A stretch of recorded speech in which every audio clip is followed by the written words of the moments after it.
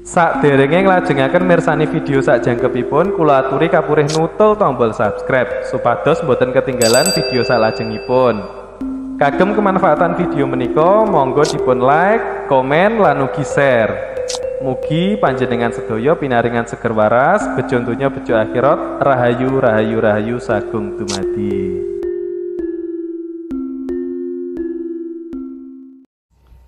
Salam cerdas, salam rahayu, dulur-dulur semuanya. Ada sebuah pertanyaan dari teman-teman. Apa menurut Kang Tero gitu, nyawa itu akan terlahir kembali? Jadi masuk ke dalam raga kembali. Di sini kita mendalami tentang ilmu kehidupan. Sebenarnya proses yang biasa disebut manitis atau reinkarnasi, yang terlahir kembali ke raga baru, apakah itu nyawa orang yang mati itu tadi? Karena kita sebelum mati, kita itu sudah menumbuhkan kehidupan yang baru, yang itu hasil dari penciptaan kita, yaitu anak. Kayak pohon, jadi sebelum pohon ini ditebang, dia sudah muncul anakan baru di sampingnya. Jadi sebenarnya kematian itu adalah penyebutan untuk raga kita, karena raga kita itu memiliki umur. Raga kita itu memiliki umur. Nah, solah ataupun perilaku, pengetahuan dan perilaku dari panjenengan itulah yang membuahkan jiwa, kejiwaan ataupun perilaku itu tadi, yang akan masuk ke dalam tubuh yang baru. Makanya di saat orang disebut ini titisannya mbahnya, apakah dia sama dengan mbahnya? Tidak. Hanya perilakunya yang sama. Makanya yang lahir kembali sebenarnya dalam raga baru itu adalah pengetahuan atau kejiwaannya. Makanya di saat kita hidup, kita sering mendengar berlomba mencari kebaikan,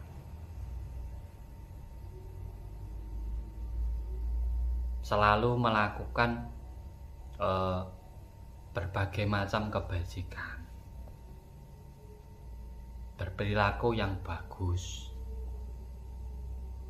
Nah, karena perilaku kita itu akan menjadi nilai di saat kita tidak ada, ataupun apa yang kita lakukan itu akan menjadi sebuah cerita atau sejarah. Yang sejarah itulah yang kita tinggalkan di saat kita meninggal. Itu yang masih ada sejarahnya itu tadi. Dan dari sejarahmu yang bagus inilah yang bisa membawamu untuk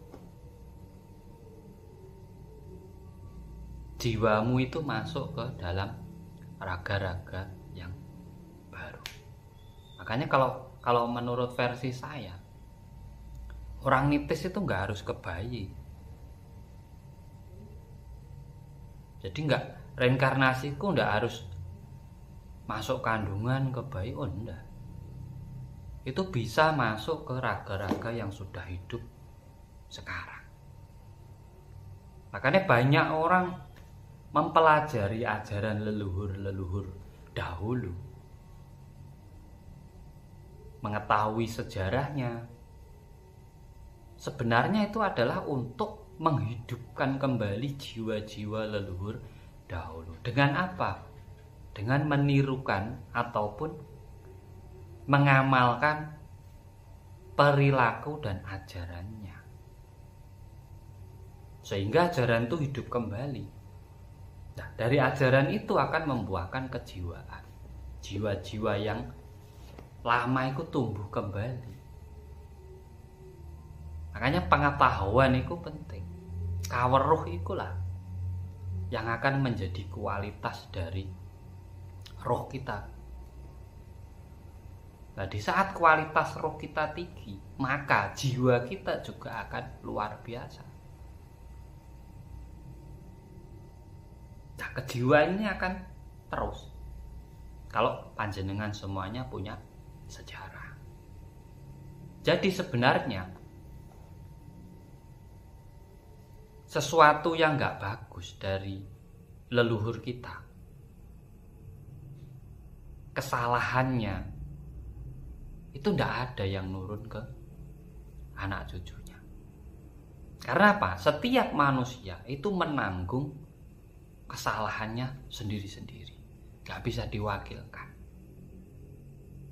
Cuma di saat kita berbuat tidak bagus, imbasnya bisa ke anak kita. Karena apa? Karena sejarah kita ini tadi, karena perilaku kita itu tadi.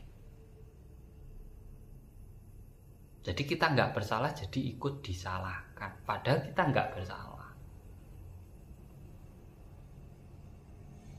Yang dikatakan mendapat karma leluhur, karma buruk leluhur itu tadi. Berarti cara kita untuk menghindari karma buruk itu, ya walaupun leluhur kita itu pernah salah, ya kita berusaha untuk berperilaku yang bagus. Kita munculkan perilaku-perilaku yang tidak sama yang dilakukan oleh leluhur kita itu. Kita menghidupkan jiwa yang baru walaupun kita pakai ajaran leluhur yang lama. Jadi proses kelahiran kembali ini sebenarnya ini bukan rohnya yang lain. Karena roh ini di saat sampean belum mati sudah sampean ciptakan kehidupan yang baru, ini sudah sampean lahirkan di situ anak sampean itu. Dan sampean didik, sampean kasih pengetahuan itu agar hidup jiwanya, kejiwaannya atau perilakunya itu, yang itu akan menjadi sejarah pada dirinya gitu. Dan setiap orang itu punya sejarah masing-masing. Semakin bagus sejarahnya dan semua orang menikmati sejarah itu, maka sampean akan tetap jadi cerita, akan hidup terus. Dan setiap raga-raga itu bahkan menirukan kejiwaan sampean, ataupun ingin meniru sejarah hidup panjenengan semuanya. Sebenarnya di situ. Makanya mati ku nikmati wis ganti. Ganti yang baru kita sudah selesai. Makanya di sini ayo kita bangun perilaku yang berbudi pekerti. Kita nggak usah berukuran salah dan benar, karena salah dan benar itu adalah isinya dunia, nggak bisa jadikan patokan. Harus ada, itu kodrat.